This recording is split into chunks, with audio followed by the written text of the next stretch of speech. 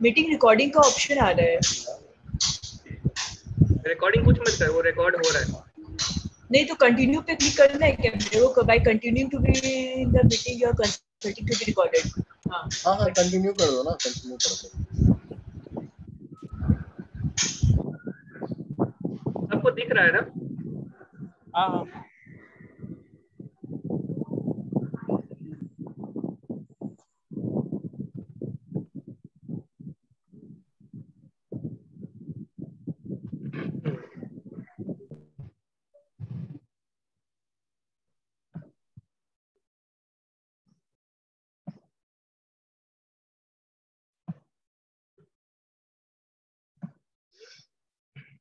Okay, good morning everyone. Good morning भैया। Good morning भैया। तो अच्छा, ये एक चीज मेरे को एक चीज क्लियरिटी चाहिए था। ये नीचे का आप लोगों को स्क्रीन पे अभी क्या दिख रहा है? सिर्फ मतलब पीपीटी दिख रहा है या फिर और भी बहुत कुछ दिख रहा है? जैसे जूम का कुछ दिख रहा है क्या? नहीं नहीं। ठीक है, तो स्टार्ट करते हैं। आज अपना टॉपिक है टैक्स डिडक्टेड एट सोर्स का रिकंसिलिएशन कैसे करते हैं, बोथ एसेट एंड लायबिलिटी। मतलब जो अपना रिसीवेबल होता है वो भी, और जो लायबिलिटी होता है वो भी, दो कंपोनेंट होता है। उसको हम लोग बाद में डिस्कस करेंगे। पहले हम लोग समझते हैं कि टैक्स डिडक्टेड एट सोर्स होता क्या है, टीडीएस क्या होता है, क्यों किया जाता है टीडीएस।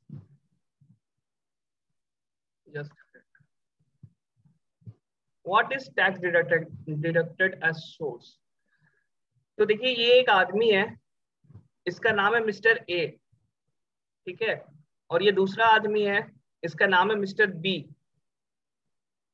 अब क्या हो रहा है ना, जब मिस्टर ए क्या कर रहा है कि मिस्टर बी को कुछ पेमेंट कर रहा है, से फॉर रेंट के लिए पेमेंट कर रहा है, ठीक है।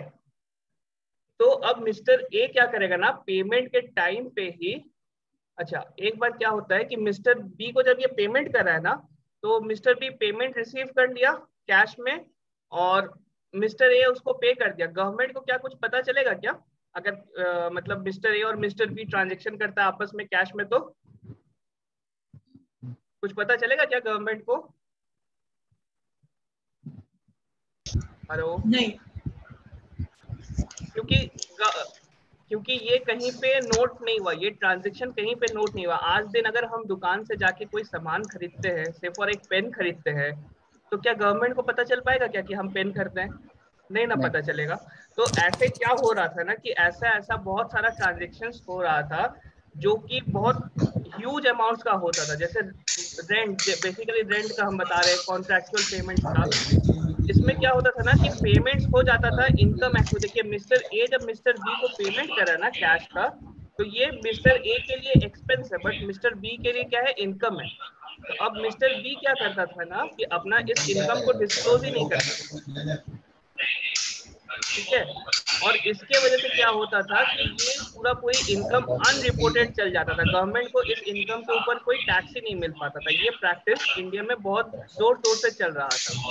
तो भैया कहीं बैकग्राउंड से बहुत आवाज आ रहा है। किसका? मेरा? नहीं, पता नहीं किसका आ रहा है। अभी भी आ रहा है क्या? नहीं, अब नहीं आ रहा। ठीक है। तो क्या हुआ ना कि जो मिस्टर बी को इनकम मिला, वो कहीं पे भी मिस्टर बी रिपोर्ट नहीं किया, उस पर कोई टैक्स नहीं दिया। तो इससे क्या होता है, गवर्नमेंट का रेवेन्यू लॉस हो रहा था बहुत ज्यादा। तो गवर्नमेंट एक प्रोविजन लेके आया इनकम टैक्स एक्ट में, बोला कि मिस्टर ए को बोला कि तुम जब भी पेमेंट करोगे मिस्टर बी को, तो तुम क्या करना ना, उसका एक परसेंटेज अमाउंट, से फॉर टोकन अमाउंट टाइप का, जैसे 10%, 1%, 2%, वो एक्ट में डिफाइन कर दिया कि तुम इतना परसेंट टैक्स काट लेना उस पेमेंट में से, और वो काट के तुम क्या करना, मेरे को दे देना, ठीक है। तो मिस्टर बी जब ये टैक्स काट रहा है, तो मिस्टर बी को, सॉरी, मिस्टर ए जब टैक्स काट रहा है, तो मिस्टर ए को हम लोग बोलते हैं डिडक्टर, और मिस्टर बी का टैक्स कट रहा है और डिपॉजिट हो रहा है गवर्नमेंट के अकाउंट में मिस्टर ए के द्वारा, तो मिस्टर बी को हम लोग बोलते हैं डिडक्टिव, ठीक है। यहाँ तक पूरा पिक्चर क्लियर है? किसी को कोई कंफ्यूजन? नहीं भैया, क्लियर है। तो भैया ठीक है, क्या हुआ मेघा? क्लियर है हेलो, आवाज क्लियर नहीं आ रहा है। भैया, बोले हेलो। हाँ बोलो। हाँ भैया बोले कि क्लियर है। ठीक है, चलिए फिर आगे चलते हैं। तो इसको हम लोग थोड़ा सा ना और अच्छा एग्जाम्पल से समझते हैं कि ये कैसे काम करता है चीज को। तो देखिए ये क्या है ना, एक हाउस है, एक आदमी दूसरे आदमी को हाउस रेंट पे दे रहा है। ये चीज बहुत कॉमन, हम लोग हर कोई ये ट्रांजेक्शन देखे हुए अपने आसपास। हम लोग कभी ना कभी हाउस रेंट पे दिए हैं या कभी ना कभी हाउस रेंट पे लेके रहे हैं। ठीक है, तो हम लोग जब हाउस रेंट पे लेते हैं तो हम लोग रेंट पे करते हैं। तो अब क्या है ना कि मिस्टर ए, जो अपने पहले एग्जांपल में था वही वाला, मिस्टर ए क्या कर रहा है, 80,000 rupees per month mister B को रेंट पे कर रहा है। ठीक है, तो मिस्टर ए को क्या करना पड़ेगा, 10% उस अमाउंट में से, मतलब 80,000, ये 80,000 जो है, माउस दिख रहा है क्या आप लोग को? हाँ।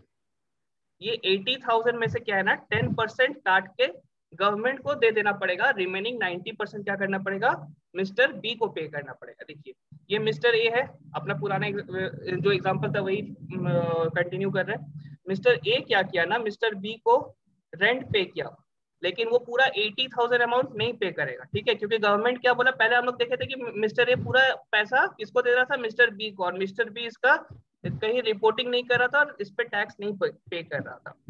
ठीक है, तो मिस्टर ए क्या करेगा ना, मिस्टर बी को 72,000 रुपीज पे करेगा, दैट इज 90%। क्यों 90% पे करा, रिमेनिंग 10% कहाँ जाएगा, कहाँ जाएगा रिमेनिंग 10%? गवर्नमेंट गवर्नमेंट के अकाउंट में, मोदी जी के पास चला जाएगा। ठीक है, तो रिमेनिंग 10% जो कि 8,000 है वो कहाँ चला गया, गवर्नमेंट के पास चला गया। तो इससे क्या फुलफिल हो गया, क्या पर्पस फुलफिल हो गया गवर्नमेंट का? देखिए लॉ समझने का सबसे इजी तरीका है ना कि हम लोग लॉ क्यों बनाए, उसका पर्पस को समझे। तो इससे क्या हुआ ना कि अब मिस्टर बी का जो इनकम है वो गवर्नमेंट के पास नोट हो गया। अब मिस्टर बी अपना इनकम को छुपा नहीं पाएगा। ठीक है, तो ये पूरा कंसेप्ट के लिए हम लोग क्या लाए थे, tax deducted at source.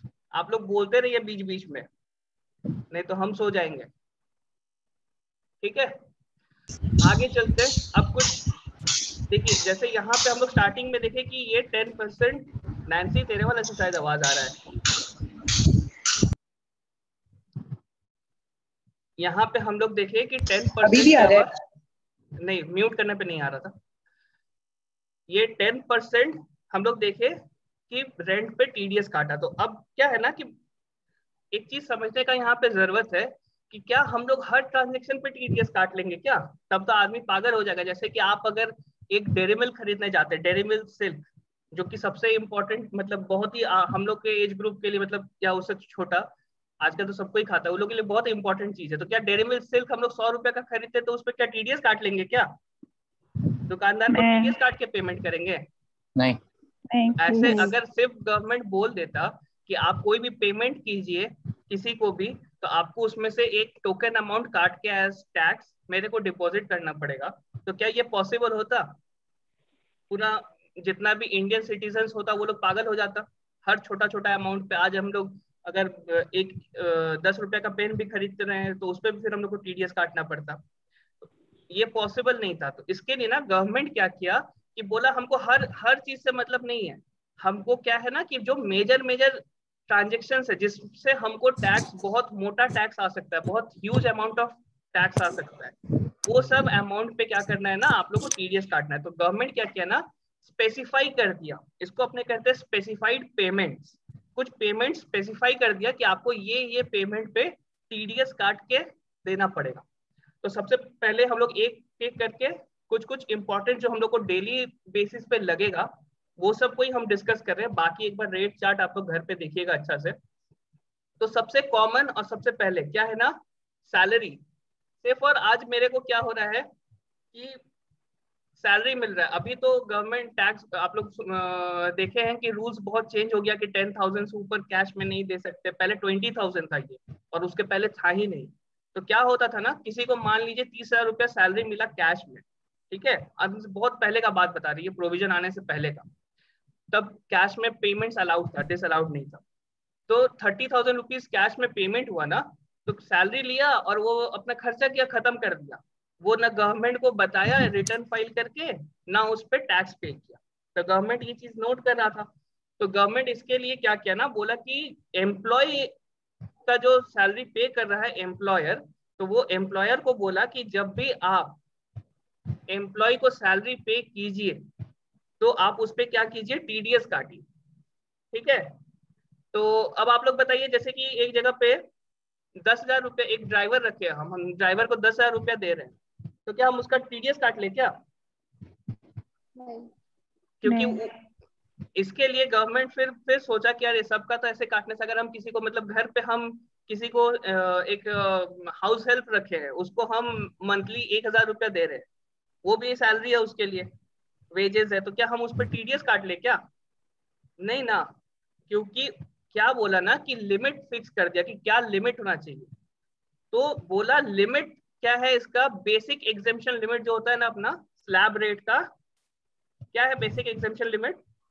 2.5 lakh. 2.5 lakh रुपया, वेरी गुड। 2.5 लाख रुपया से अगर एक्सीड करता है ना, मतलब अगर 2.5 लाख से एक्सीड करता है, उसका टैक्सेबिलिटी बनता है, तो फिर क्या करेंगे ना, उसका हम लोग टीडीएस काटेंगे।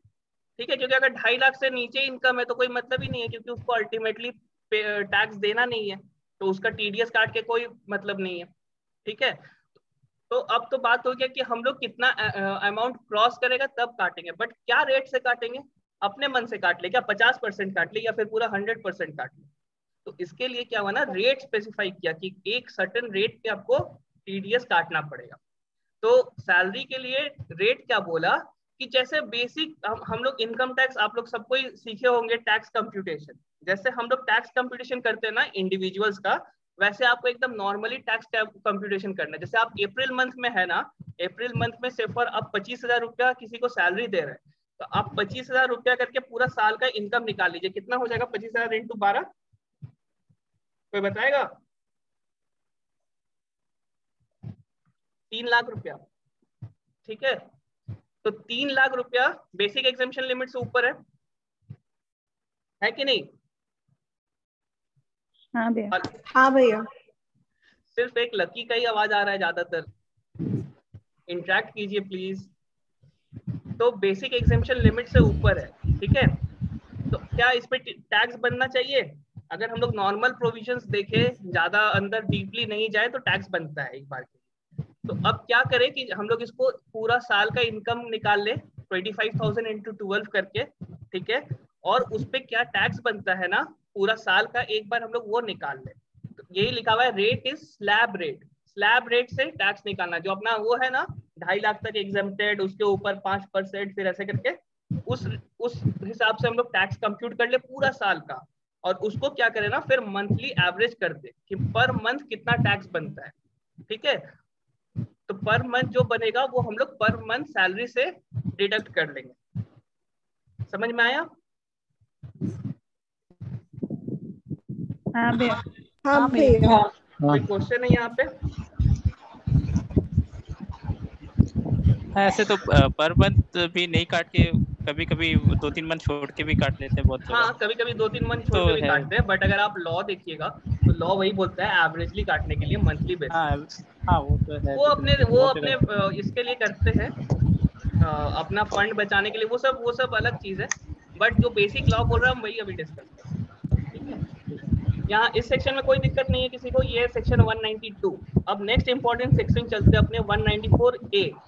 ये क्या बोलता है ना कि आप अगर किसी को भी इंटरेस्ट पे कर रहे हैं, interest on loan other than banks और ऑन सिक्योरिटीज, तो आपको क्या करना पड़ेगा ना, उस इंटरेस्ट पे टीडीएस काटना पड़ेगा। से फॉर हम आदित्य बिरला, या फिर आप लोग आदित्य बिरला छोड़िए, बजाज फिन सर्विस का नाम सब कुछ सुने? बजाज फिन सर्विस से अपने ईएमआई बहुत बार करवाते हैं। ठीक है, तो बोला ना कि बजाज फिन सर्विस ऐसा जो लोग बैंक नहीं है, और अगर इसका मतलब पेमेंट जो हो रहा है वो सिक्योरिटीज के लिए इंटरेस्ट का पेमेंट नहीं, जैसे डिवेंचर इंटरेस्ट होता है उस पर नहीं, अदर देन उसके लिए अलग सेक्शन है डिवेंचर सिक्योरिटी इंटरेस्ट के लिए। इसमें क्या है ना, बोला कि अगर आप अदर देन बैंक किसी को इंटरेस्ट का पेमेंट कर रहे हैं तो आपको क्या करना पड़ेगा, टीडीएस काटना पड़ेगा। क्योंकि से फॉर आज हम दीपक से 10 लाख रुपया लोन लेते हैं, ठीक है, 10% पर एनम के बेसिस पे, से फॉर हम अभी इसको मतलब हम उस एरा में नहीं मतलब हम अभी कुछ साल पहले का इसको बात करते हैं कि जब इतना बैंक डिजिटलाइजेशन इतना ज्यादा नहीं था। हम 10 लाख रुपया अनसिक्योर्ड लोन लिए दीपक से, बहुत साल पहले का बात बता रहे, कैश में लिए, ठीक है। और उस पे क्या किया ना, हम इंटरेस्ट पे कर रहे थे, कैश में ही इंटरेस्ट पे कर रहे थे। तो क्या गवर्नमेंट को पता चल पाता क्या? नहीं। तो गवर्नमेंट इसके लिए भी क्या लाया ना, अभी भी बहुत बार होता है कि इंटरेस्ट बैंक से भी पे होता है तब भी बहुत कोई टीडीएस नहीं काटता। तो इसमें हम लोग को ध्यान देना बहुत जरूरी है। तो गवर्नमेंट बोला कि जब भी आप किसी को इंटरेस्ट पे कीजिए अदर देन बैंक्स, तो आपको क्या करना पड़ेगा ना, उस पर टीडीएस काटना पड़ेगा। तो टीडीएस के लिए लिमिट फिक्स किया 5,000 से ऊपर और रेट 10%, ठीक है। लिमिट और रेट सबको समझ में आ गया। हर ट्रांजेक्शन के लिए एक लिमिट बोल दिया, क्योंकि छोटा छोटा ट्रांजेक्शन पे टैक्स कटवाने का कोई मतलब नहीं है, ये हम लोग सैलरी में ही समझ गए बात को, ठीक है। सबको समझ गया था ना क्यों छोटा अमाउंट, क्यों लिमिट डिस्कस किया गया है? हाँ भैया। हाँ ठीक है। अब ये हो गया 194A। ये बहुत ही इंपॉर्टेंट सेक्शन है, बहुत कोई ओवरलुक कर देता है। आप लोग को बहुत जगह दिखेगा अनसिक्योर्ड लोन, ठीक है, उस पे इंटरेस्ट का पेमेंट। जैसे अभी हम रीगल में ही देख रहे थे, तो रीगल वाला अच्छे से करके रखा था, वो पूरा इंटरेस्ट काटा था, सब कुछ ठीक से किया था। तो ये चीज ध्यान रखना, ये सेक्शन ध्यान रखना जरूरी है। अच्छा एक बात बता देते ना, हम सेक्शंस में एकदम बेसिक्स टच कर रहे हैं, डीप नहीं जा रहे हैं, तो आप लोग को सेक्शंस को अच्छा से पढ़ना पड़ेगा खुद से। अब नेक्स्ट सेक्शन पे आते हैं, ये है 194C, मोस्ट इंपॉर्टेंट और बहुत ही मतलब कंफ्यूजिंग सेक्शन था पहले के टाइम पे। ये होता है कॉन्ट्रैक्चुअल पेमेंट्स। अब देखिए बहुत बार हम लोग क्या करते हैं ना, कॉन्ट्रैक्ट में कोई काम करवाते हैं किसी से और उसको पेमेंट करते हैं। जैसे कि अपने ऑफिस में सब कोई देखे होंगे, बेस्ट एग्जांपल है एएमसी के लिए आते हैं, देखें कि नहीं? हाँ। लैपटॉप कंप्यूटर ठीक करने के लिए, उसका नाम क्या है? एएमसी का फुल फॉर्म है एनुअल मेंटेनेंस कॉन्ट्रैक्ट, चार्ज। ठीक है, एनुअल मेंटेनेंस चार्ज, एएमसी, ठीक है। तो वो क्या है ना, कॉन्ट्रैक्ट एक होता है कि आपका हम मतलब देखिए कॉन्ट्रैक्ट एक्ट में अगर आप पढ़िएगा ना, तो उसमें बोला है कि कॉन्ट्रैक्ट वर्बल भी हो सकता है, ओरल भी हो सकता है, रिटन भी हो सकता है, कैसे भी हो सकता है, बहुत सारा चीज लिखा हुआ उसमें। तो जब भी आप कॉन्ट्रैक्चुअल पेमेंट्स कीजिएगा ना किसी को, तो उस पे भी आपको क्या है, टीडीएस काटना पड़ेगा। एक चीज बता देते हैं, टीडीएस प्रोविजंस लाने का सबसे मेन रीजन था ये सेक्शन। ये ऐसा ट्रांजेक्शन था ना जो एकदम ही अनरिपोर्टेड, सबसे ज्यादा अनरिपोर्टेड इनकम इसी सेक्शन के अंदर था। कॉन्ट्रैक्चुअल पेमेंट सबसे ज्यादा अनरिपोर्टेड था, ठीक है। तो one of the major reason TDS provision लाने का ये सेक्शन है 194C। तो अब मान लीजिए जैसे कि हम किसी को कॉन्ट्रैक्चुअल पेमेंट कर रहे हैं, आप लोग अगर ध्यान से अगर कॉन्ट्रैक्ट एक्ट पढ़े होंगे ना, तो आप जो बस टिकट लेते हैं ना, तो वो भी एक कॉन्ट्रैक्ट है कि नहीं? किसी को कॉन्ट्रैक्ट एक्ट याद है? हाँ भैया। हाँ हाँ। सीपीटी में हम लोग पढ़े थे। तो बहुत सारा कॉन्ट्रैक्ट होता है, तो क्या हर कॉन्ट्रैक्ट पे काम ये करवा ले क्या? एक लेबर को हम लेके आ रहे हैं, ठीक है, कॉन्ट्रैक्चुअल बेसिस पे लेके आ रहे हैं कि तुम चलो 4 दिन मेरे यहाँ दुर्गा पूजा से पहले, दिवाली से पहले सफाई करना है, तुम 4 दिन मेरे यहाँ सफाई करोगे। वो भी राजी हो गया, हम भी राजी हो गए, ये भी एक वर्बल डीम्ड कॉन्ट्रैक्ट है। तो क्या उस पे भी हम टीडीएस काट ले क्या? उसको 350 या 500 जो भी हम देंगे उस पे भी काट ले क्या? आप लोग घर पे जो काम करवाते हैं लेबर से कॉन्ट्रैक्चुअल बेसिस पे, उस पे टीडीएस काटते हैं क्या? नहीं भैया। कभी देखे हैं क्या? पापा को कभी देखे हैं क्या कि टीडीएस काट के पेमेंट हो रहा है? कभी नहीं हम लोग करते ऐसा। क्यों? क्योंकि इसमें बहुत कुछ बोला हुआ है कि अकाउंट्स ऑडिटेड होना चाहिए। हम उतना डीपली नहीं जा रहे हैं, हम लिमिट डिस्कस कर रहे हैं। तो इसमें बोला ना, इसमें लिमिट बहुत ही ध्यान से देखिएगा, बहुत क्रिटिकल लिमिट है। बोला कि पर बिल 30,000 से ऊपर अगर जाएगा, लिमिट है 30,000, मतलब उससे ऊपर अगर जाएगा पर बिल, मतलब सिंगल बिल अगर 30,000 से ऊपर का है, और या फिर सिंगल बिल 30,000 से ऊपर नहीं है बट बहुत सारा पूरा साल का बिल मिला के 1 लाख से ऊपर का है सिंगल पार्टी को, ठीक है। जैसे कि हम फिर दीपक का एग्जांपल, दीपक और मेरा एग्जांपल लेते हैं। दीपक मेरे को कॉन्ट्रैक्ट बेसिस पे हायर किया, ठीक है। अब एक बार क्या बना कि हम उसको कुछ काम करके दिए, वो मेरे को 30,000 रुपया, सॉरी 35,000 रुपया दिया। तो क्या ये सिंगल बिल है? क्या सिंगल बिल है? हाँ हाँ तो क्या इसमें टीडीएस हाँ कटना भैया। चाहिए? हाँ हाँ यस ठीक है, भैया। टीडीएस कटना चाहिए। अब हम क्या है, इंडिविजुअल है, हाँ मेरा हाँ स्टेटस क्या, इंडिविजुअल, कंपनी, एचयूएफ क्या है, अभी तक इंडिविजुअल। इंडिविजुअल है। ठीक है, तो इंडिविजुअल्स के लिए रेट रखा 1%, तो 35,000 पे क्या होगा, 1% टीडीएस काट के दीपक हमको पेमेंट करेगा। अब दूसरा एग्जांपल लेते हैं, मेरा ना क्या हुआ कि मेरा दीपक के साथ कॉन्ट्रेक्चुअल पेमेंट्स था, दीपक हमको पे कर रहा था, 30,000 रुपया नहीं पे किया, बट 15,000 रुपया करके 20 पेमेंट्स किया पूरा साल में, अलग अलग बिल के अंडर। तो क्या टीडीएस कटना चाहिए? हाँ 20,000 रुपया करके, सॉरी 15,000 रुपया करके 20 बिल का पेमेंट किया, कितना रुपया हो गया पूरे साल का, 3 लाख रुपया। 3 लाख रुपए। ठीक है, तो 1 लाख से ऊपर गया ना, हाँ एग्रीगेट अगर हाँ 1 भैया। लाख से ऊपर है और सिंगल बिल अगर 30,000, दोनों क्राइटेरिया देखना पड़ता है अपने को। और फिर ये क्राइटेरिया फुलफिल हो जाने पे डिस्कस करते हैं कि रेट कौन सा लगना चाहिए। अगर इंडिविजुअल एचयूएफ है तो 1% से काटेंगे, और इंडिविजुअल एचयूएफ से कोई अलग आदमी है जैसे कंपनीज है या फिर कोई और है तो 2% से काटेंगे। यहाँ पे रेट को याद रखने का एक हम छोटा सा तरीका बता देते हैं। इंडिविजुअल एचयूएफ पे ना ज्यादा बर्डन नहीं डालना चाहता है गवर्नमेंट, ठीक है, उन लोग का स्लैब रेट, उन लोग पे जो टैक्स रेट लगता है वो कम होता है, इसीलिए 1% रखा है। और कंपनीज अदर में आ जाएगा आपका, कंपनीज फॉर्म, ये सब का अगर आप लोग टैक्स रेट देखिएगा ना स्लैब में तो अलग रेट है, हायर रेट है, तो इसीलिए अदर्स के लिए 2% है। तो ये एक छोटा सा ट्रिक है याद रखने के लिए, इंडिविजुअल एचयूएफ 1% और दूसरों पे 2%। ठीक है, समझ में आ रहा है? तो कोई दिक्कत है यहाँ तक में? नहीं नहीं भैया। भैया, नहीं स्पीड ज्यादा हो रहा है क्या? नहीं सही है। ठीक है, नेक्स्ट 194H, ये आता है कमीशन एंड ब्रोकरेज। अगर हम से फॉर, आप लोग देखे होंगे जैसे कि हम एक एजेंसी है, आप लोग देखे होंगे टिकट बुकिंग एजेंसीज बहुत सारा चलता है। ठीक है, जैसे अपना क्लाइंट है माइल हाई,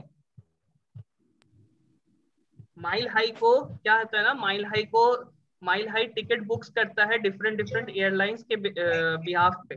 तो एयरलाइंस उसको क्या करता है ना, माइल हाई को कमीशंस का पेमेंट करता है।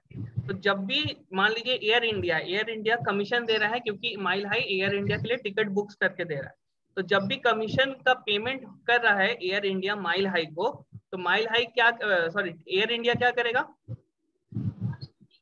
अच्छा, एक क्विक क्वेश्चन यहाँ पे, टीडीएस कौन काटेगा, एयर इंडिया या फिर माइल हाई?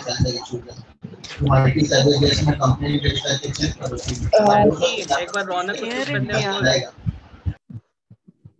हम इसीलिए म्यूट पे पड़े हैं, म्यूट नहीं कर रहे, he is on the call office, तो उसका भी चल रहा अच्छा, तो म्यूट पे रहा, नहीं लोग को बोलने दे एक बार। है। हम आंसर, ठीक है, हम आंसर लिखे थे। हेलो अदर्स, एक बार मेघा, आशिन्या, लकी, हाँ भैया, कौन काटेगा टीडीएस, एयर इंडिया या फिर माइल हाई? एक बार फिर से हम बोलते हैं, एयर इंडिया के बिहाफ में माइल हाई क्या कर रहा है, टिकट्स बुक एयर कर इंडिया रहा है। काटेगा ना। एयर इंडिया काटेगा, वेरी गुड। एयर इंडिया क्यों काटेगा आशिन्या? क्योंकि वो डिडक्टर है, क्योंकि कमीशन उसको माइल हाई को देना है। हाँ, क्योंकि वो पेमेंट कर रहा है, जो पेमेंट करता है, हम लोग सबसे स्टार्टिंग में देखे थे, जो पेमेंट करता है टीडीएस वही डिडक्ट करता है। लायबिलिटी टीडीएस का किसके ऊपर है, पेमेंट करने वाले के ऊपर। ठीक है, समझ में आ गया? तो हाँ भैया, हाँ भैया। तो हाँ इसका भैया। लिमिट है 15,000 रुपीज और रेट है 5%। ठीक है, नेक्स्ट चलते हैं अपने, ये कौन सा सेक्शन है, 194I। मेरे कोई नहीं दिख रहा था, 194I क्या हो गया? ये आता है रेंट के लिए। रेंटल इनकम भी बहुत कॉमन इनकम है और बहुत ह्यूज इनकम आता है इससे। बहुत कोई क्या जानते हैं, सिर्फ बिजनेस इनकम ही होता है रेंटल इनकम, बहुत कोई बिजनेस ही करता है रेंट पे देने का, रेंटल बिजनेस। ठीक है, तो रेंटल इनकम पे बोला पूरा साल का लिमिट है 2,40,000 रुपया। अगर 2,40,000 पर मंथ अगर आप सिर्फ और रेंट पे कर रहे हैं 20,000 रुपया करके, सॉरी 20 नहीं 25 मान लेते हैं, 25,000 रुपया करके अगर पे कर रहे हैं तो 12 महीना का 3 लाख रुपया हो गया।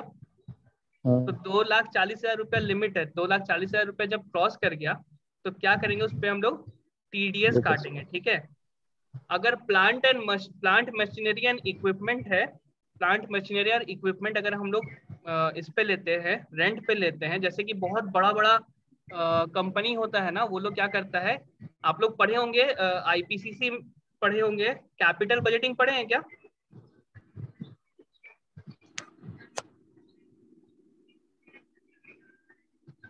हेलो, कोई कैपिटल बजटिंग पढ़ा है क्या? हाँ।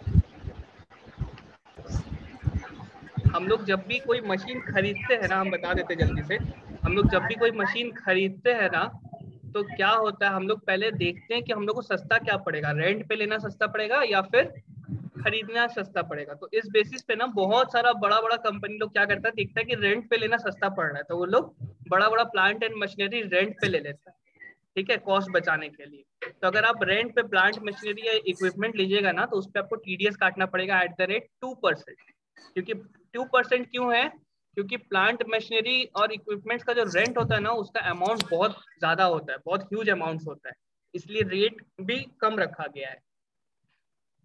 और जो अदर्स है, जैसे कि लैंड बिल्डिंग, ये सब के लिए जो अपने रेंट पे लेते हैं ना, ऑफिस, बहुत जगह आप देखेंगे कि ऑफिस रेंट पे, जैसे अपना ही ऑफिस रेंट पे लिया हुआ है, ठीक है, तो अपने जब पेमेंट करेंगे और अगर वो पूरा साल का पेमेंट 2,40,000 से ऊपर जाएगा ना, तो अपने क्या करेंगे, 10% टीडीएस डिडक्ट करके सामने वाले को पेमेंट करेंगे।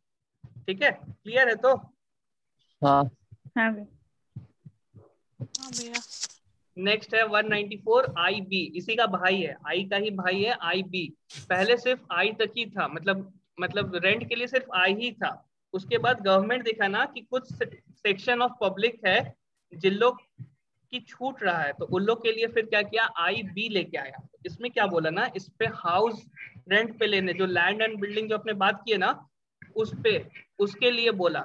जो ऊपर आई में लैंड एंड बिल्डिंग में आप लोग अगर सेक्शंस ठीक से पढ़ेंगे ना, तो 194 आई में क्या था ना कि इंडिविजुअल्स कवर्ड नहीं थे कुछ, तो उन इंडिविजुअल्स, जो इंडिविजुअल्स 194 आई में कवर्ड नहीं थे, उनको 194 आई बी में कवर किया गया।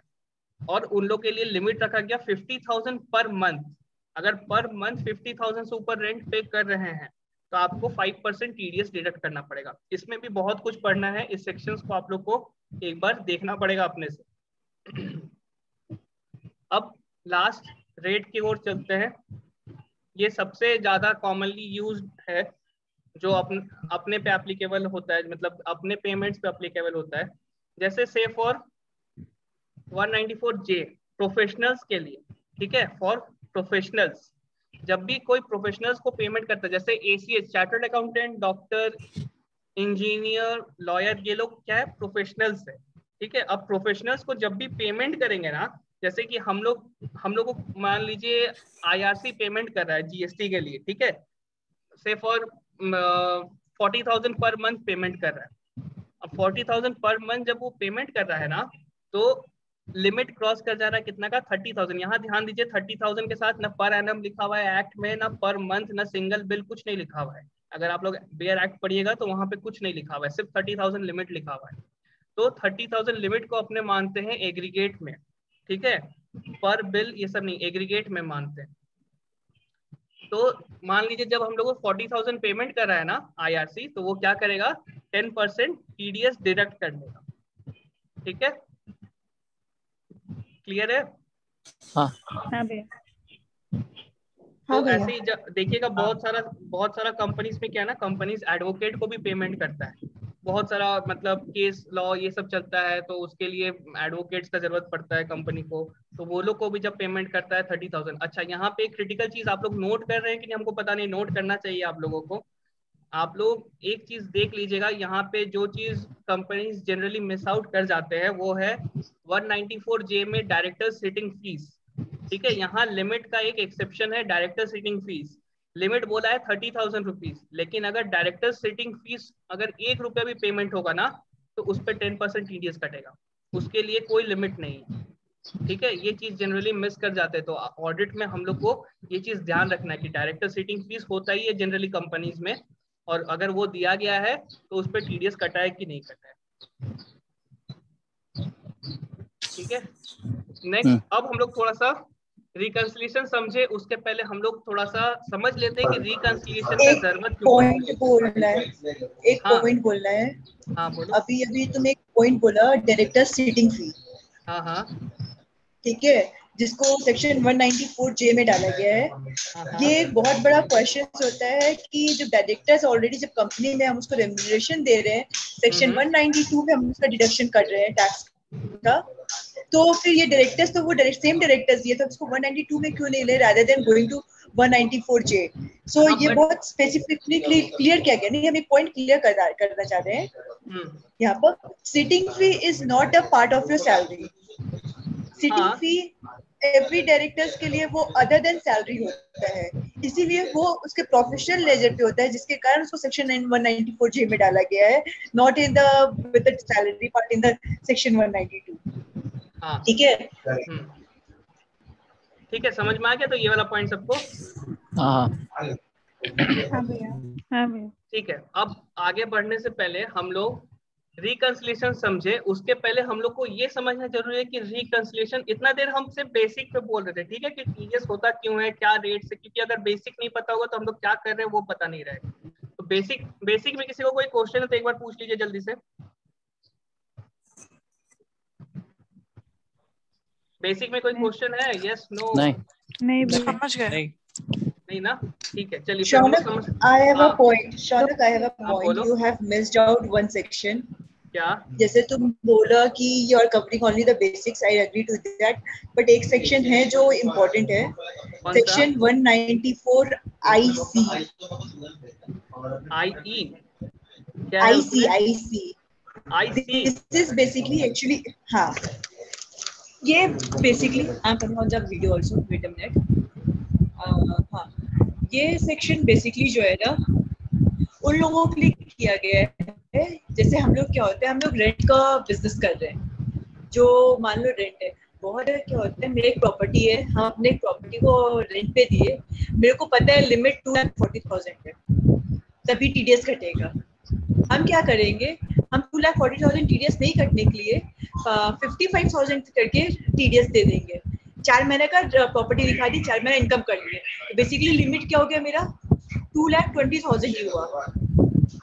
55,000 मंथली दे रहे हैं, हम एक चीज तो यहाँ बोले, किसी को एक बार ना सेक्शंस को उतना ही रखते हैं ये लोग सेक्शंस, क्योंकि हम सेक्शंस बहुत ही ब्रीफ में कवर कर रहे हैं। ये लोग एक बार सेक्शंस इन लोगों को देखना पड़ेगा। सेक्शंस पे अपने अगर बोलना शुरू करें ना तो उस पे एक सेक्शन अलग से बन सकता है पूरा।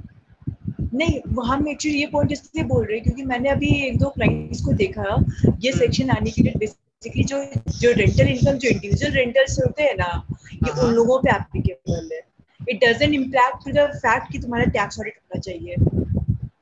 ठीक है, तो सेक्शंस को अपने एक बार अलग से ये करते हैं, इसको भी रिकंसिलिएशन की ओर ले चलते हैं, ठीक है, क्योंकि इसको कंप्लीट भी करना है जल्दी से। कोई दिक्कत नहीं।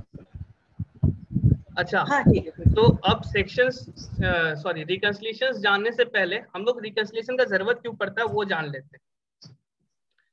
तो अगर आप लोग को जर्नल एंट्री एक बार हम जल्दी से दिखा देते हैं, जैसा हम अभी रेंट वाला बताए थे, तो अपना रेंट एक्सपेंस है तो रेंट अकाउंट डेबिट, हम लोग मिस्टर ए का अकाउंट को अगर क्रेडिट करेंगे तो उसको हम लोग को पेमेंट करना है सिर्फ 72,000 का, ठीक है, क्योंकि 10% अपने को 8,000 किसको पे करना है,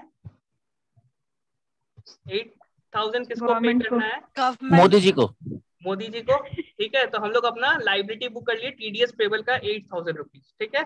अब जब हम लोग पेमेंट करेंगे तो मिस्टर ए को 72,000 पेमेंट कर देंगे और लाइबिलिटी 8,000 रुपीज मोदी जी को पेमेंट कर देंगे, ठीक है। ये था टीडीएस का जर्नल एंट्रीज, इतना ये बहुत ही बेसिक है इसलिए इसको बहुत जल्दी निकाल दे रहे हैं। अब नेक्स्ट आता है कॉमन एरर्स। ओ सॉरी, आपका एरर्स में एरर्स आ गया। हाँ सॉरी उप्स मोमेंट, ठीक है। अब हम लोग कुछ ना एग्जांपल्स देख लेते हैं जल्दी से कि हम लोग को रिकंसिलिएशन का जरूरत क्यों पड़ता है। तो सबसे पहला ये एग्जांपल देखिए, क्या हो रहा है ना, कॉन्ट्रैक्चुअल पेमेंट्स हो रहा है, ध्यान से एक बार पढ़िए। Contractual payments were made to mister B during the year 2020-21 as follows. देखिए 27,000 रुपया, 29,000 रुपया, 32,000, 20,000, 4 पेमेंट्स हुआ है, ठीक है। 4 पेमेंट्स में से किस पे टीडीएस कटना चाहिए था? हेलो, 4 पेमेंट्स में से किस पे? 32,000 पे। और कोई? 32,000, हाँ 30,000 के अबव हो रहा है। देखिए आप लोग यहाँ पे एक चीज मिस आउट कर गए। और टोटल पेमेंट्स एग्रीगेट अगर में आप भी लोग देखिएगा ना, टोटल पेमेंट्स 1,08,000 रुपया है। 1,08,000 है। हाँ। ठीक है, मिस्टर बी को पेमेंट किया जा रहा है, सिंगल पर्सन को अलग अलग पेमेंट्स हो रहा है पूरा साल में। तो हम लोग एग्रीगेट देखेंगे, बिल वाइज एग्रीगेट भी। यही यही सब गलती होता है। देखिए TDS deducted on payment of ₹30,000 @ 10%। तो अकाउंटेंट जो किया वो सही किया क्या? बिल्कुल नहीं किया। हम लोग को क्या करना चाहिए था, पूरा 1,08,000 पे टीडीएस काटना चाहिए था। और यहाँ पे ना रेट में थोड़ा सा लिखने में गड़बड़ हो गया, यहाँ पे होगा 1%। ठीक है, रेट यहाँ पे गड़बड़ हो गया थोड़ा सा, उसके लिए आई एम सॉरी। अब अपने नेक्स्ट एग्जांपल पे चलते हैं। पहला एग्जांपल क्लियर है ना सबको? हाँ भैया। नेक्स्ट एग्जांपल है payment made to ACH and associates amounting to ₹25,000 per month for GST returns by IRC group. TDS was not deducted as the payments they are below 30,000। क्या हुआ कि पर मंथ एसीएच को ₹25,000 करके payment कर रहा है IRC group. ठीक है, और वो बोला, आईआरसी ग्रुप का अकाउंटेंट बोला कि पेमेंट 30,000 से नीचे है तो हम लोग इस पे टीडीएस नहीं डिडक्ट करेंगे। क्या सही है गलत है? गलत है। ठीक है, क्यों गलत है? क्योंकि ये aggregate पर में- मंथ है, एग्रीगेट में ज्यादा होगा ना, गलत है 25,000 to 12। ठीक है, 3 लाख रुपया हो जाएगा पूरा साल का। तो यहाँ पे क्या है ना, यहाँ पे टीडीएस कटना चाहिए था, जो कि नहीं कटा है। अब नेक्स्ट हम लोग एक और एग्जांपल देखते हैं। ये क्या हुआ ना, 194C का पेमेंट हुआ है 5 लाख रुपया का। Total payments made during made under 194C during the year was 5 lakh rupees. TDS deducted on all payments amounting to ₹5 lakh and return was filed accordingly. 5 lakh पे देखिए 1% टीडीएस कटा है, 5,000 रुपए। सही हुआ है क्या?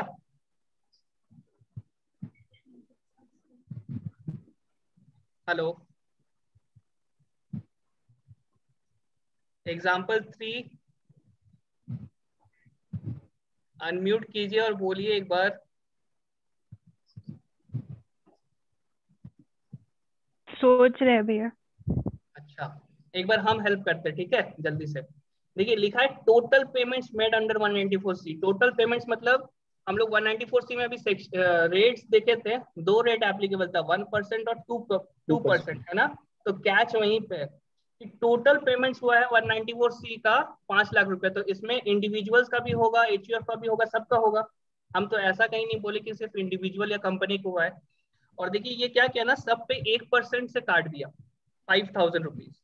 तो ये तो अपने को चेक करना पड़ेगा ना कि सब कोई इंडिविजुअल्स है कि कंपनीज है कि मिक्सअप है। अगर मिक्सअप है तो कभी भी 1% से नहीं कटेगा। कंपनीज हाँ। का भी अगर 1% से कट रहा है तो गलत है, कंपनीज का 2% से कटना चाहिए। ठीक है, तो ये सब कॉमन एरर जो मेरे को आज तक दिखा है, हम वही आप लोग को बता रहे हैं। नेक्स्ट है 4, कमीशन एज पर बुक्स है 10 लाख रुपया। ठीक है, बट रिटर्न में रिपोर्ट हुआ है सिर्फ 8,75,600 रुपीज। उस जो मार्च में ना, ये कैसा होता है हम बता रहे हैं, जैसे मार्च के एंड में कुछ कुछ पेमेंट्स होता है ना, तो वो टीडीएस रिटर्न में लगना बहुत बार रह जाता है। मान लीजिए रिटर्न लग गया, उसके बाद बुक्स चेंज हुआ, बहुत सारा रीजन से क्या होता है वो रिपोर्ट होना रह जाता है। ठीक है, तो ये कुछ कॉमन एरर्स है जिसको अपने को रिकंसाइल करना पड़ता है, रिटर्न को और बुक्स को, कि रिटर्न में सही ढंग से हम लोग दिखाएं कि नहीं। ये क्यों करना पड़ता है? क्योंकि इंटरेस्ट और पेनल्टी दोनों लगता है अगर हम लोग टीडीएस का लायबिलिटी ठीक से डिस्चार्ज नहीं करे तो। ठीक है, अब हम लोग चलते हैं नेक्स्ट आगे।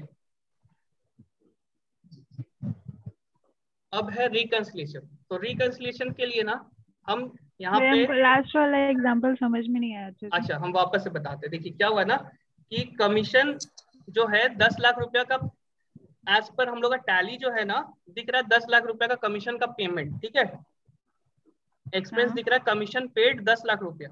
बट जब हम अपना टीडीएस रिटर्न्स देखे ना, हम ऑडिटर है, हम जब अपना क्लाइंट का टीडीएस रिटर्न देखे ना ईयर एंड में, जब हम गए ऑडिट करने के लिए, तो देखे कि उसको अच्छा टीडीएस कितना पे काटना चाहिए था, 10 लाख रुपया काटना चाहिए था कि नहीं लकी? हाँ भैया। पूरा 10 लाख पे कटना चाहिए था। हाँ। तो वो क्या किया ना, 10 लाख रुपया पे काटा नहीं, वो 8,75,600 पे काटा है ऐसे टीडीएस। रिमेनिंग जो अमाउंट है वो अनरिपोर्टेड रह गया, मतलब टीडीएस रिटर्न में रिपोर्ट भी नहीं किया है और उस पर टीडीएस भी नहीं काटे। अच्छा, तो ये तो गलत है, क्योंकि सारा पेमेंट्स पे कटना चाहिए था। हाँ है ना, समझ में आ गया? तो हाँ ठीक है। नेक्स्ट अब अपना है रिकंसिलिएशन करते कैसे। तो सबसे पहले रिकंसिलिएशन करने से पहले जनरल पॉइंट याद रखिएगा कि रिकंसिलिएशन हम लोग ईयरली बेसिस पे करते हैं, क्वार्टरली बेसिस पे नहीं करते। क्योंकि जय अभी एक पॉइंट बहुत अच्छा बोले थे कि बहुत बार क्या होता है ना कि हम लोग स्टार्टिंग में जैसे कि सैलरी के लिए बोले थे, हम बोले कि पर मंथ कटना चाहिए टीडीएस। तो सैलरी में बेसिकली क्या करता है ना, पर मंथ नहीं काटता बहुत कोई, क्या करेगा कि ईयर एंड में जाके ना एक बार में लास्ट सैलरी से या फिर लास्ट क्वार्टर के सैलरी से, जनवरी फरवरी मार्च के सैलरी से पूरा टीडीएस काट लेता है। ठीक है, जैसे कि 194C में समझिए, 194C में क्या हुआ ना, जैसे हम एक बार पीछे चलते हैं, देखिए ये एग्जांपल नंबर 1 दिख रहा है आप लोग को। इसमें क्या हुआ ना, देखिए अगर आप पूरा पेमेंट्स देखिएगा ना, 27,000, 29,000, 32,000, 20,000, ये 4 क्वार्टर में मान लीजिए अलग अलग पेमेंट हुआ है। ठीक है, तो फर्स्ट क्वार्टर में टीडीएस बनता है क्या? प्लीज रिप्लाई कीजिएगा। नहीं बनता। नहीं सेकेंड क्वार्टर में? नहीं थर्ड क्वार्टर में? हाँ फोर्थ क्वार्टर में? नहीं फोर्थ क्वार्टर में? बन रहा है टोटल। फोर्थ क्वार्टर में बनता है। ठीक है, फोर्थ क्वार्टर में जब अपने देखेंगे तो पूरा साल का देखेंगे। अच्छा ठीक है, ईयरली अगर आपने देखे तो फोर्थ क्वार्टर में जब अपने पेमेंट करने जाएंगे ना तो अपने देखेंगे कि पूरा साल का कितना हो गया। तो बहुत बार क्लाइंट ऐसे करता है कि इधर तो टीडीएस नहीं बन रहा था, लेकिन अगर लास्ट में हम जब पेमेंट कर रहे हैं ना, ये 20,000 रुपये जब हम पेमेंट कर रहे हैं तो मेरा 1 लाख रुपया क्रॉस कर जा रहा है। ठीक है, अगर आप इसके पहले तक देखिएगा ना तो सिर्फ आपका 88,000 रुपीज ही होता है अगर क्वार्टर 3 तक देखिएगा तो। लेकिन जैसे क्वार्टर 4 का पेमेंट हो रहा है ना तो वो अमाउंट 1,08,000 रुपया हो जाता है। ठीक है, एक क्वेश्चन था भैया। हाँ जैसे अपने बोले 27 पे नहीं हो रहा है, 29 पे नहीं हो रहा है, 32 पे हो रहा है, फिर हाँ 20 में तो पूरे साल का देख के चल रहा है। तो फिर जब साल का देख के चल रहा है तो फिर 32 पे फिर अपना 2 बार नहीं लग जा रहा है? नहीं तो वो अपने देखते हैं ना। देखो क्या होता है ना पूजा, कि जब अपने काटते हैं ना तब वो अपने देख लेते हैं कि देखो 30, ये जो ये है ना, एक मिनट मेरा माउस नहीं काम कर रहा। हाँ, 1,08,000 जो है ना, 1,08,000 पे अपने काटेंगे 1% से। ठीक है, तो उसमें से अपने जब पूरा टोटल निकालेंगे ना तो उसमें से अपने ऑलरेडी देखते हैं कि कितना टीडीएस अपने काट चुके हैं, उतना लेस करके रिमेनिंग पे टीडीएस काट देते हैं। मेरा यहाँ पे मोटिव ये है कि ये जो स्टार्टिंग का 27,000 और 29,000 रुपया है ना, और लास्ट का 20,000 रुपया, ये सब पे भी टीडीएस कटेगा। 32,000 पे तो कटेगा ही। फोर्थ क्वार्टर पे जो अपने 32 वाला लिए उसको लेस करके जो रिमेनिंग लेस रहेगा उस पे करके, यस TDS यस, लेस कर देंगे। 2 बार तो नहीं ना काटेंगे। वही ठीक है। ठीक है, इसमें ना सोनक ना इसमें 10% कट गया, तो ऑलरेडी एक्स्ट्रा कटा हुआ है 10% अगर तुम लिख नहीं रहा है तो वो भैया already वहाँ टाइपिंग एरर हो गया है मेरा, हम बताए थे इसको। ये 1% होगा और ये अमाउंट कम होगा, 3,200 नहीं होगा, 320 होगा। ठीक है, समझ में आ गया ना? तो इसलिए क्या हाँ। करते हैं, सबसे पहला पॉइंट अपना जनरल पॉइंट में से सबसे पहला point, reconciliation is done on yearly basis. हमेशा याद रखिएगा हम लोग को ईयरली बेसिस पे, मतलब टोटल पूरा साल का पेमेंट्स को सम करके देखना पड़ेगा। अगर एसीएच को हम आईआरसी ग्रुप, अगर हम एसीएच को 12 बार पेमेंट कर रहे हैं ना तो हम पर पेमेंट नहीं देखेंगे, हम टोटल में देखेंगे हमेशा। ठीक है, और दूसरा पॉइंट है हमेशा पार्टी वाइज करते हैं check, party wise payment and not expense wise. ठीक है, पार्टी वाइज पेमेंट्स देखते हैं क्योंकि वहां पे बोलता है हम लोग, अगर आप लोग अपना हम लोग का पहला वो याद होगा तो मिस्टर ए जब मिस्टर बी को पेमेंट कर रहा है तब टीडीएस काटने बोला था, याद है? ये देखिए, वो नहीं बोला था कि मिस्टर ए अगर कॉन्ट्रेक्चुअल पेमेंट कर रहा है तब टीडीएस काटेगा, वो इंडिविजुअल बेसिस पे बात किया है।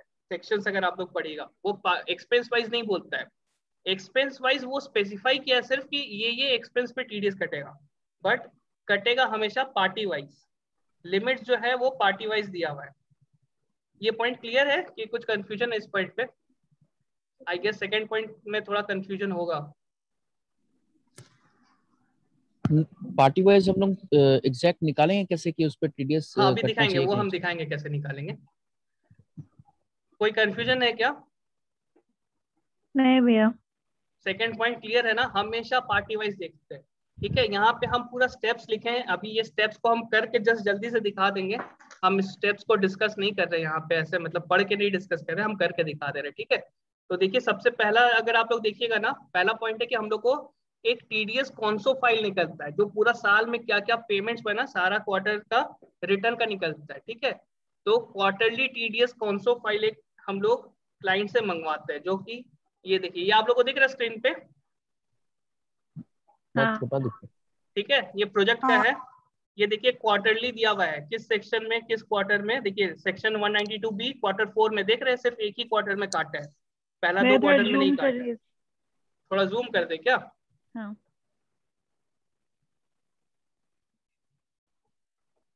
ठीक है। हाँ हाँ। ठीक। देखिए 192B में देखिए क्वार्टर 4 में काटा है, 194A में देखिए चारों क्वार्टर में काटा है। देखिए interest other than interest on securities वाला है ना। तो ऐसे करके हम लोग ये फाइल निकलवाते हैं, इसको कहते हैं कॉन्सो फाइल, ठीक है। टीडीएस कॉन्सो फाइल बोलते हैं इसको। ऊपर फॉर्म 3CD देख के कंफ्यूज मत हो जाइएगा, इसको अपने टीडीएस कॉन्सो फाइल बोलते हैं। ये क्लाइंट से अपने ले लेंगे, ये बेसिकली ना क्लाइंट पीडीएफ या फिर वर्ड फॉर्मेट में देता है, ठीक है। अब इसको अपने क्या करते हैं ना, जल्दी से एक्सेल में कन्वर्ट करते हैं। एक्सेल में कन्वर्ट करना सबको आता है ना? आता है हाँ ना एक्सेल भैया। में कन्वर्ट करना? सब एक्सपर्ट है मेरे हाँ ख्याल से। तो क्या है ना, देखिए इसको हम कन्वर्ट कर लिए एक्सेल में, ठीक है। ये 8 पेजेस का था, तो ये अलग अलग पेजेस में अलग अलग शीट बन के आया है।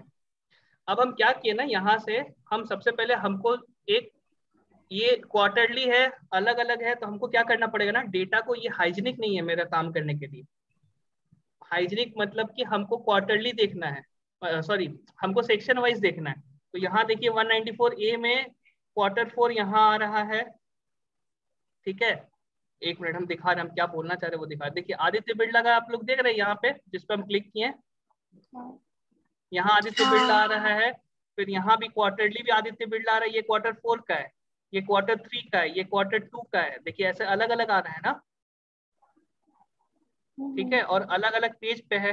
तो इस पे मेरे को काम करने में बहुत टाइम लग जाएगा। अगर हम एक एक करके आदित्य बिरला हर पेज में जा जाके ढूंढते हैं तो मेरे को तो बहुत टाइम लग जाएगा, क्योंकि हमको तो टोटल पेमेंट देखना है, आदित्य बिरला को पूरा साल में कितना पेमेंट किए। पॉइंट समझ में आ रहा है? हाँ। अगर हम एक एक करके यहाँ से प्लस करें ना, हाँ। ये आदित्य बिरला, ये आदित्य बिरला, तो बहुत मेहनत लगेगा। तो इसके लिए क्या किए ना, हम सारा डेटा को उठा के ला के ना, कुछ नहीं किया, बस कॉपी पेस्ट किए। ये इतना सजाया हुआ इसलिए आप लोगों को लग रहा होगा, कुछ नहीं किया। देखिए जैसे यहाँ पे लिखा हुआ है एकदम सेम टू सेम है। देखिए सबसे पहले सेक्शन लिखा हुआ आ रहा है, उसके बाद क्वार्टर, फिर पैन नेम, ऐसे करके देखिए पूरा एकदम सेम टू सेम चीज को हम बस कॉपी पेस्ट किए यहाँ पे इस शीट में। Section, quarter, PAN, name, date, ठीक है, सब कुछ यहाँ पे हम कॉपी पेस्ट कर दिए। Payment date, deduction date, payment amount, ये हम हर क्वार्टर का उठा, हर पेज से उठा उठा के लाए। अब देखिए आप यहाँ पे एक चीज दिक्कत हो रहा है कि अगर हम पार्टी वाइज, जैसे अभी दीपक बोला था कि पार्टी वाइज कैसे देखेंगे, तो सिर्फ और हम आदित्य बिरला का देखना चाहते हैं, ठीक है, कितना टीडीएस कटा है। हम फिल्टर लगा लिए, फिल्टर आता है ना सबको? हाँ भैया। हाँ। आदित्य बिरला का हम देख लिए। तो अगर हम आदित्य बिरला का देखें ना, तो देखिए कितना सारा पेमेंट्स है टोटल। अगर काउंट देखिए तो 16 काउंट्स है, और सम है 5,13,000 रुपया, ठीक है। ये बहुत ही छोटा डेटा है, इसलिए इतना इजी लग रहा है। जब आप बड़ा क्लाइंट का काम कीजिएगा ना, तो डेटा बहुत ह्यूज होगा। तो ऐसे करके, और पार्टीज भी बहुत ज्यादा होगा। जैसे यहाँ पे अगर आप पार्टीज देखिएगा तो बहुत कम पार्टीज है, देखिए इतना ही पार्टी, ठीक है। तो बहुत सारा पार्टी होगा और बहुत सेवरल पेमेंट्स होगा, तो आपको काम करने में बहुत दिक्कत होगा। तो इसलिए इसके लिए हम लोग क्या करते हैं ना, एक पाइवट टेबल बनाते हैं। इस पे हम एक दिन अलग से सेशन दे देंगे कि कैसे पाइवट टेबल और ये सब बनाते हैं। तो जस्ट कुछ नहीं, एक अपने पाइवट टेबल बनाएंगे, तो देखिए क्या होगा। ये पूरा पाइवट टेबल है ना, ये सारा कॉपी पेस्ट वाला आप लोगों को समझ में आ गया ना?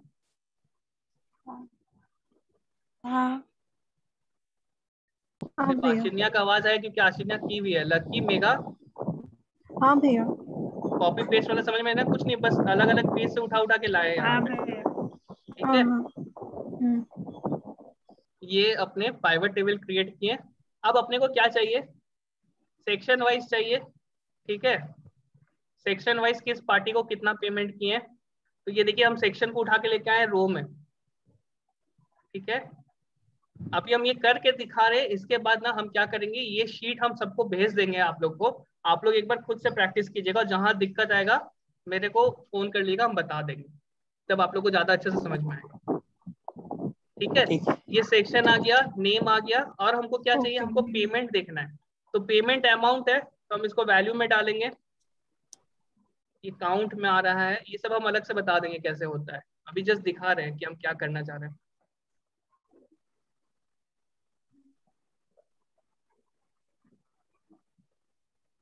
देखिए ये आ गया सेक्शन वाइज, पूरा साल का आ गया। जैसे अभी आदित्य बिरला का हम लोग जस्ट देखे थे, याद है, 5,13,000 रुपया, हाँ याद है, देखे थे। हाँ भैया। देखिए ये सब कुछ आ गया यहाँ पे, किस पार्टी को किस सेक्शन में कितना पेमेंट हुआ ये आ गया। अगर हम यहाँ अगर देखें ना, ये डेटा को अगर आप देखिए यहाँ शुरू से लेके एंड तक, तो देखिए कितना बड़ा डेटा है। ठीक है, छोटा होने के बावजूद भी देखिए ये डेटा कितना बड़ा है ना।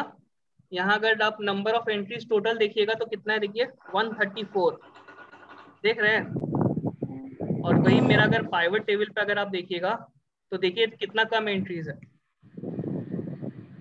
जस्ट 21, उसमें से भी आप 3 हटा दीजिए सेक्शंस के लिए, है ना, डेटा पूरा छोटा हो गया। तो अपने पाइवट क्यों लगाते हैं, क्योंकि ये हम लोग को पार्टी वाइज सम टोटल करके दे देता है। ठीक है, ये आ गया कितना पेमेंट हुआ आदित्य बिरला को पूरा साल में, और उस पर कितना टैक्स कटा है। ठीक है, समझ में आ गया। तो हाँ भैया। हाँ ये भैया। ये अपने सिर्फ रिटर्न का डेटा रेडी किए हैं कि रिटर्न में किस पार्टी का कितना अमाउंट हम लोग दिखाए हैं, पेमेंट कितना दिखाएं, टैक्स कितना दिखाएं, टीडीएस कितना दिखाएं। ठीक है, अब अपने क्या करेंगे ना, एक सेकेंड,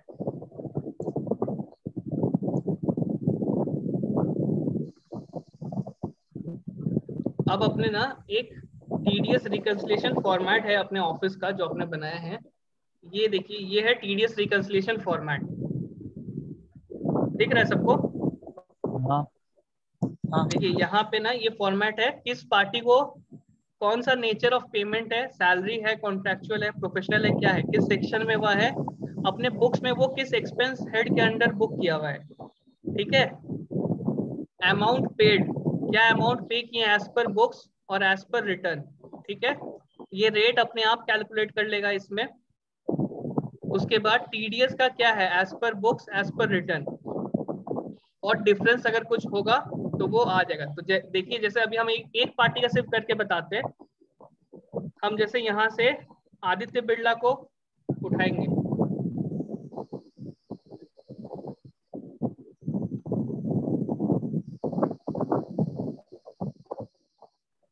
आदित्य बिरला का हम अमाउंट लेके आए,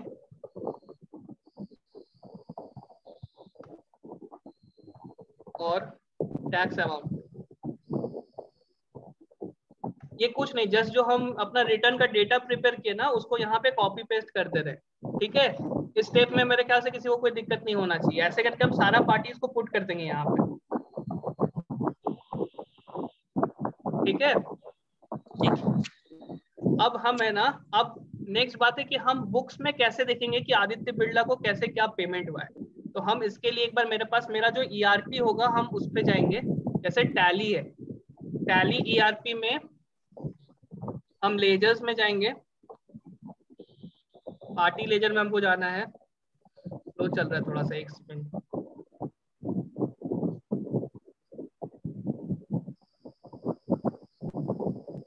टैली क्रैश कर गया।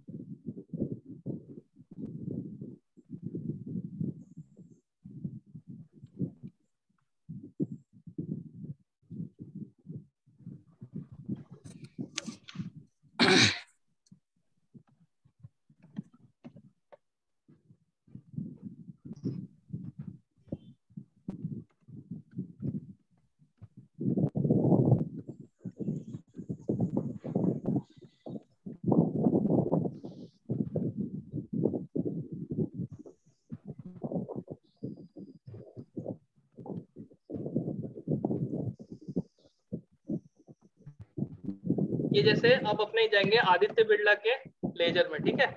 आदित्य बिरला का देखिए अलग अलग लेजर है, तो हम एक बार पहला लेजर में चलते हैं।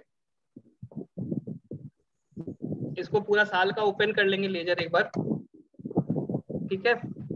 अब यहाँ पे अगर हम लोग देखना चाहे ना ऐसे तो बहुत दिक्कत होगा, तो अपने क्या करेंगे, इसको कॉलमनर फॉर्म में कन्वर्ट करेंगे। ये जो हम लोग जनरल लेजर देखते हैं वो कॉलमनर फॉर्म में आ गया, ठीक है। अब देखिए यहाँ पे आदित्य बिरला को पेमेंट कितना दिखा रहा है रिटर्न में, 5,13,096, ठीक है।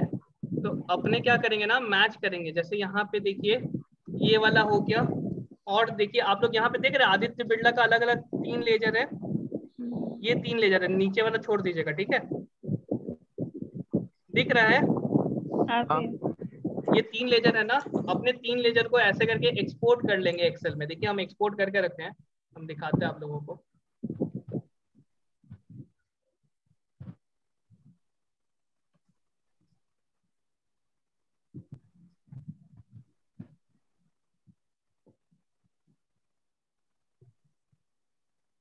ये मेरा वर्क किया हुआ है इस पे कुछ,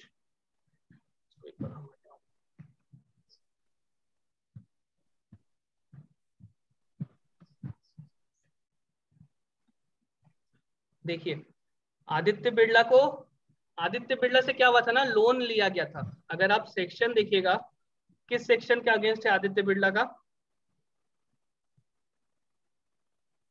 ये देखिए आदित्य बिरला किस सेक्शन के अगेंस्ट है, 194A, इंटरेस्ट का पेमेंट हुआ था, ठीक है। तो आदित्य बिरला के लेजर में हम अंडर इंटरेस्ट कॉलम जो है ना, इंटरेस्ट ऑन लोन, उसका अमाउंट देखेंगे कितना आ रहा है यहाँ पे, 4,90,116.22 है ना। हाँ। तो अब हम क्या करेंगे ना, ये अमाउंट को, और भी 2 लेजर था आदित्य बिरला का, हम एक बार वो 2 लेजर को इग्नोर करते हैं, एक बार फिर अपने एक ही लेजर से समझते हैं। तो एक लेजर ही है 4,90,116.22। अब अपना जो टीडीएस रिकंसिलिएशन वाला शीट है ना, इस पे अगर आप देखिएगा तो ये वाला कॉलम देखिए एज पर बुक्स दिख रहा है। हाँ भैया। एज पर बुक्स अमाउंट अपने अभी देखे ना कितना है, 4,90,116.22। तो ये वाला अमाउंट अपने लिख देंगे यहाँ पे। आ गया, देखिए डिफरेंस आ रहा है अमाउंट में, 22,000, यहाँ देखिए ये वाला जगह पे देखिए 22,980 रुपया, ठीक है। डिफरेंस दिख रहा है ना। वैसे ही अपने क्या करेंगे, टीडीएस पेबल का जो कॉलम है ना, उसमें से कितना टीडीएस कटा है वो अपने को पता चल जाएगा, बुक्स में कितना टीडीएस है। तो 44,762, तो TDS amount as per books जो है टीडीएस का वो लिख देंगे 44,762, ठीक है। तो टीडीएस में भी डिफरेंस आ गया, देखिए रेट में भी डिफरेंस आ रहा है, ठीक है। रेट देखिए खुद ब खुद कैलकुलेट कर लिया। तो ऐसे करके क्या करेंगे, अपने पूरा हर पार्टी वाइज ऐसे करके एक एक करके इसको रिकंसाइल करेंगे, और जो फिर डिफरेंसेस रहेगा ना, उस अमाउंट को सर्च करना पड़ेगा। ये सबसे मेन काम है कि हम लोग को अब यहाँ से सर्च करना पड़ेगा कि कौन कौन सा अमाउंट नहीं दिख रहा है। जैसे हम यहाँ पे अपने इस शीट में से आदित्य बिरला कैपिटल खोल लेते हैं, ठीक है। अब देखिए यहाँ पे ये वाला कॉलम अगर आप लोग देख रहे हैं, पेमेंट्स, कौन कौन सा पेमेंट्स हुआ है पूरा साल में, ये लिखा हुआ है अमाउंट्स, दिख रहा है ना, समझ में आ रहा है आप लोग को। हाँ। हाँ हाँ दिख रहा यहाँ पे सारा पेमेंट्स दिख रहा है, ठीक है। और अपने पास जो टैली का एक्सेल है ना, एक्सपोर्ट किया हुआ, उसमें भी देखिए सारा पेमेंट्स दिख रहा है। तो ये पहला पेमेंट देखिए बुक्स में कितना, 40,184। अगर इसको अपने रिटर्न में देखेंगे ना, तो देखिए 40,184 कहीं पे भी नहीं है, ठीक है। मतलब इस अमाउंट पे टीडीएस नहीं कटा है। ओके, अगर आगे पीछे रेट में अगर कट गया होगा तो नहीं, पूरा साल का अपने लिए हुआ है ना। अच्छा वैसे। और दूसरा चीज है कि यहाँ पे जब अपने रिकंसिलिएशन में टोटल अमाउंट डालेंगे ना, तो यहाँ पे अगर डिफरेंस आता है तो फिर टीडीएस लेस डिडक्ट हुआ है या फिर ज्यादा डिडक्ट हुआ है, वही अपने को यहीं से दिख जाएगा, ठीक है, यहाँ देखिए जैसे यहाँ पे टीडीएस एज पर रिटर्न कितना है 40,875, बट बुक्स कितना है 44,762, ठीक है।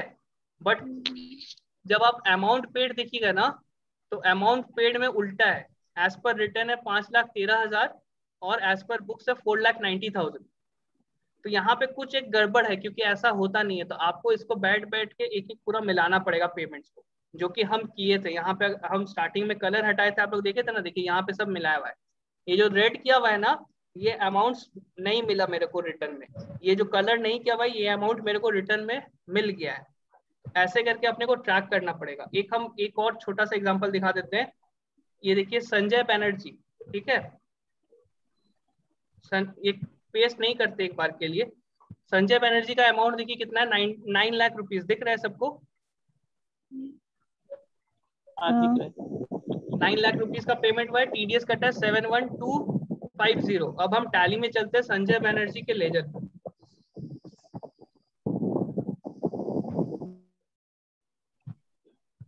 देखिए ये संजय बैनर्जी का लेजर है, डायरेक्टर्स रेम्यूनरेशन का पेमेंट है इसको, ठीक है।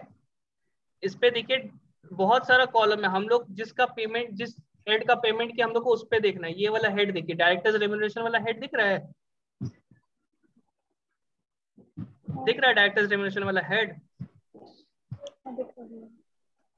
हेलो, हाँ भैया दिख रहा है। इसका टोटल कितना है? नीचे देखिए ग्रैंड टोटल कितना है? 18,750। नहीं, डायरेक्टर्स रेम्यूनरेशन ये वाला, ये वाला 9 लाख, कॉलम 9 लाख। 9 लाख है। हाँ। अब रिटर्न का अमाउंट देखिए। रिटर्न का जो अपने अमाउंट रेडी किए थे ना, रिटर्न में पेमेंट अमाउंट कितना है? 9 लाख। 9 लाख रुपीस है।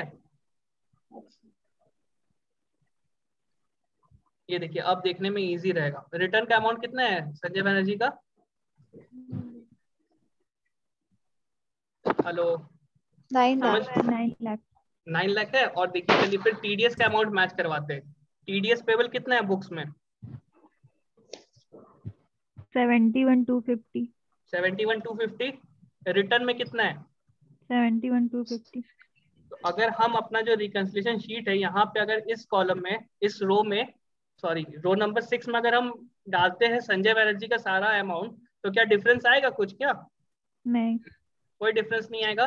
तो ऐसे ही अपने को पार्टी वाइज रिकंसिलिएशन रेडी करना है, ठीक है। ये अभी हम समझ रहे हैं कि समझना थोड़ा सा दिक्कत है। हम सबको ये वाला शीट भेज देंगे, एक बार आप लोग ये स्टेप्स को फॉलो करते हुए उसको करके देखिएगा। जहां दिक्कत आएगा फिर मेरे से पूछिएगा। ठीक है, एक चीज मुझको और पूछना था, जैसे अगर वो रेट में गलती कर दिया है तो वो टैली में भी गलत रेट लेके रखा है, वो गलत होगा, में भी गलत रेट कर लेकिन दिया। जय इस तो बार उसको ना, तो इस बार जब हम मैच करवा रहे थे ना, तो इस बार एक चैलेंज आ रहा है, क्योंकि रेट पूरा सेम नहीं था पूरा साल में। स्टार्टिंग का कुछ मंथ रेट अलग था, उसके बाद रेट अलग था।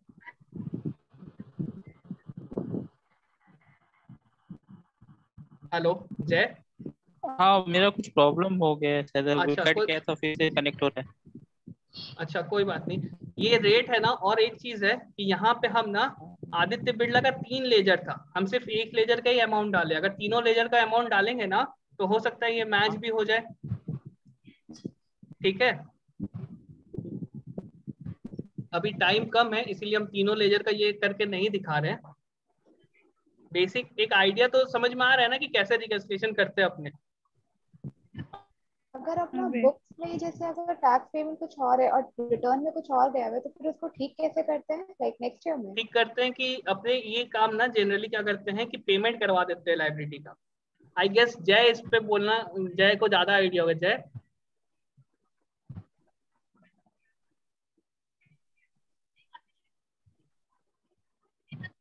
हेलो। इसका ना फिर अपने पेमेंट करवा देते हैं पूजा। जो अगर लेस डिडक्ट हुआ रहेगा ना, तो उसका अपने चेक करवा के उसका पेमेंट करवा देते हैं। नहीं तो फिर उसका लाइबिलिटी। अच्छा फिर ये ना अपना एक और लाइबिलिटी आता है, अगर टैक्स ऑडिट एप्लीकेबल है ना, तो अपने को फॉर्म 3CD में रिपोर्ट भी करना पड़ता है कि किस पे लेस डिडक्शंस हुआ है। हर एक पर्टिकुलरली हर एक को दिखाना पड़ता है इसमें। हाँ, जैसे अगर Q4 तक में अपने नहीं किया, Q4 का रिटर्न लग गया ना, तो अपने फिर इसको नेक्स्ट बार में अपने इसको ये करवा देते हैं, पेमेंट करवा देते हैं। अच्छा, at the time of auditing अपने करवा देते हैं, मतलब ऐसा नहीं कि कोई हाँ। क्वार्टर में ऐसा है कि इस टाइम पे कर रहा है। हाँ, इसको उस टाइप से करवा देते फिर पेमेंट, और इसको फिर अपने को रिपोर्ट भी करना पड़ता है 3CD में कितना लेस पेमेंट हुआ है। आई गेस क्लॉज नंबर 21 से 23 के बीच का कोई क्लॉज है जिसमें अपने रिपोर्ट करते हैं। ठीक है, ये था TDS लाइबिलिटी का रिकंसिलिएशन। अब एक छोटा सा, जैसे कि मिस्टर बी का TDS कटा था, ठीक है, तो अब मिस्टर बी का तो ऑलरेडी उतना टैक्स पेमेंट कर दिया मिस्टर ए गवर्नमेंट को, पैसा काट के, है ना। हेलो, हाँ भैया। हम एक बार वापस से पुराने एग्जांपल पे जाते हैं, एक सेकंड।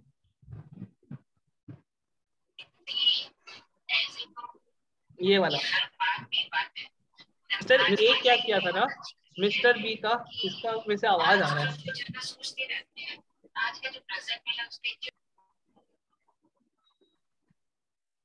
मिस्टर ए क्या किया था ना, मिस्टर बी का टैक्स काट के पेमेंट किया था, तो मिस्टर बी का कुछ अमाउंट तो गवर्नमेंट के पास ऑलरेडी एज अ टैक्स जमा हो गया, मिस्टर ए जमा करवा दिया है, ठीक है।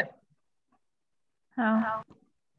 मिस्टर ए क्या करेगा, वापस से उतना पैसा का टैक्स देगा क्या, जैसे अपने GST में होता है input tax credit. Input tax credit से सबको ही वाकिफ है अच्छे से, ठीक है। उसी तरह से TDS का भी क्रेडिट मिलता है। जो मेरा TDS काट का ऑलरेडी पेमेंट हो गया ना, तो मेरा टोटल टैक्स लाइबिलिटी में से उतना TDS क्या होगा, लेस हो जाएगा, और रिमेनिंग अमाउंट हमको पेमेंट करना पड़ेगा। तो अब अपने आते हैं रिकंसिलिएशन ऑफ TDS रिसीवेबल। ये मिस्टर बी है, इनका जितना TDS कटा होगा ना, मिस्टर ए जो काट के पेमेंट किए वो उसका इनको बेनिफिट मिल जाएगा। और हम लोग उसको ट्रैक कहाँ से करेंगे, एक फॉर्म आता है जिसको अपने कहते हैं फॉर्म 26A। ये हमको लगता है सबको जनरली देख चुके होंगे। इस पे पार्टी वाइज कौन पार्टी मेरा कितना TDS काट के पेमेंट जमा करवाया है, ये इसमें दिख जाता है फॉर्म 26A इसमें, ठीक है। अब एक छोटा सा एंट्री है, जब हम लोग मिस्टर बी के बुक्स में एंट्री करेंगे ना, तो मिस्टर ए से अपने को कितना अमाउंट मिलने वाला था, 72,000, क्योंकि वो 8,000 क्या करेगा, गवर्नमेंट को पेमेंट कर देगा। तो अपना रिसीवेबल, एक सेकंड, जय एडमिट होना चाह रहा है।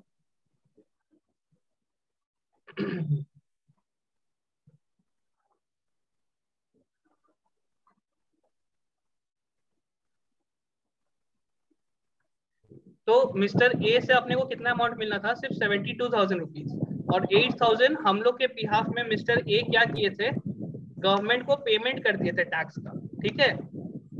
लेकिन अपना इनकम टोटल क्या होगा, 80,000 रुपीज। गवर्नमेंट बोलता है आप एक बार के लिए पूरा ही कोई इनकम दिखाइए, ठीक है। जब आप टैक्स का पेमेंट कीजिएगा ना, तो आप ऑलरेडी जो 8,000 रुपीज पे कर चुके हैं उसको हम आपके टोटल इनकम में से लेस कर देंगे। देखिए इस तरह से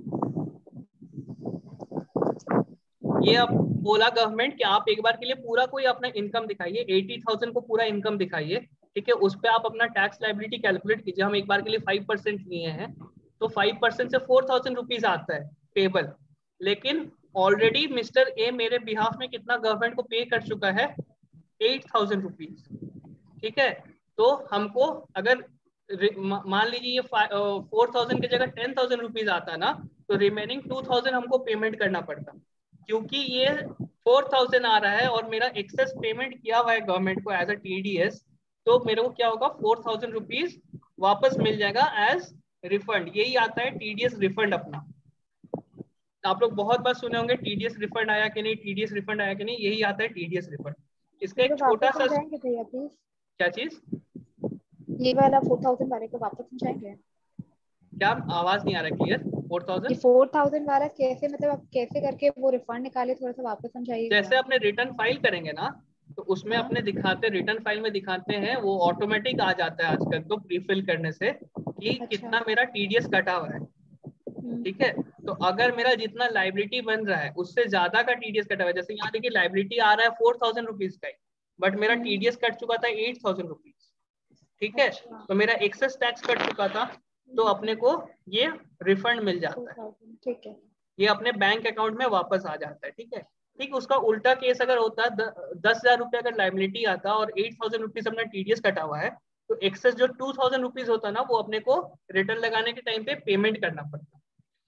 तो अब हम लोग बात करते हैं इसको कैसे रिकंसाइल करते हैं। बहुत छोटा सा है ये 26A जो आप लोग देख रहे हैं ना, यहाँ पे सबसे ऊपर में ट्रेसेस लिखा हुआ है, टीडीएस ट्रेसेस, ये अपने डाउनलोड कर लेते हैं या फिर क्लाइंट से डाउनलोड करवा लेते हैं। जैसे भी ये लेके अपने क्या करते हैं ना, इनकम मैच करवा लेते हैं कि इसमें जितना पेमेंट्स हम लोग को हुआ है वो दिखा रहा है उतना ही का अपने बुकिंग की वजह से। ये 80,000 रुपीज है ना, वो 26A में दिखेगा कि मिस्टर ए 80,000 का मेरे को पेमेंट किए हैं, उसमें टीडीएस 8,000 रुपीज डिडक्ट किए हैं। ठीक है, इससे अपने क्या करते हैं, पीएल को मैच करवा लेते हैं कि ये 80,000 रुपीज मेरे बुक्स में है कि नहीं। ये बहुत इंपॉर्टेंट पॉइंट है।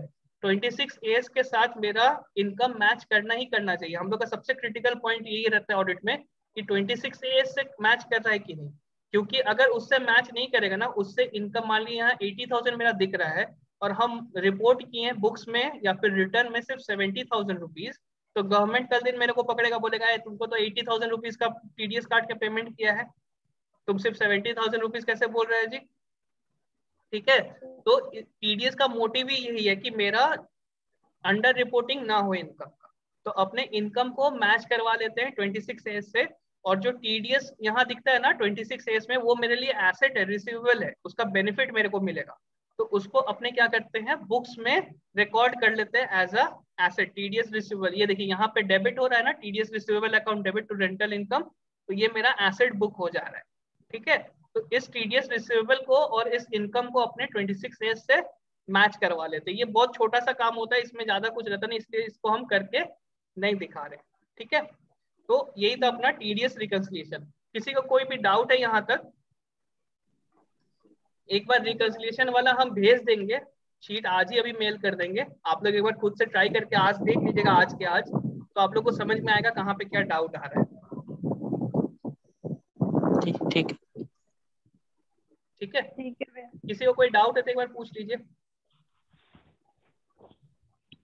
ठीक है भैया। एक बार करके देखते हैं, उसके बाद पता हाँ, चलेगा।